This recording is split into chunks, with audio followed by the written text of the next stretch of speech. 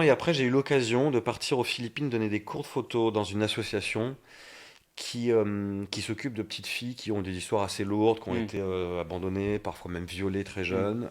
Et c'est une association qui a été montée par une Française qui s'appelle Laurence Ligier, et qui a eu cette superbe idée de monter un atelier photo pour ces filles. Et j'ai eu l'honneur, privilège, si je puis dire, de monter la première session de cet atelier photo. Et c'était une expérience très très forte.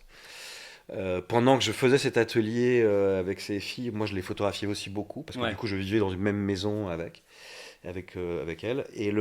C'était des enfants des rues, du coup, Ah ouais, des enfants des rues, souvent, des fois pas spécialement de la rue, mais qui ont des histoires vraiment très lourdes. Certaines elles se sont retrouvées à convoyer de la drogue Hmm, pour leur oncle alors qu'elles avaient à peine ouais. 10 ans. Beaucoup ont été violées, voilà, c'était des Hmm, histoires très très lourdes. Il y en a une qui avait 11 ans, qui était maman. hmm. Et, et donc j'ai passé quelques mois avec ces enfants et la connexion que j'ai eue avec ces filles a été une expérience forte. Et en plus, moi je faisais beaucoup d'images Hmm. pendant ce moment-là. Et donc du coup, j'ai commencé à découvrir un peu le rapport entre les images et les histoires humaines.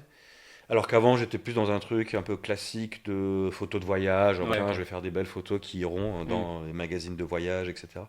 Et là, j'ai commencé un peu plus à me dire, mais en fait, c'est peut-être ça qui me plaît vraiment, c'est Avec aussi de les raconter Philippines, du coup, c'est des, ça qui t'a donné envie oui, de raconter des histoires Ouais. sociales, de raconter des histoires humaines, de raconter des histoires qui ont du sens, Hmm, plus que de faire de la belle photo hmm. de voyage.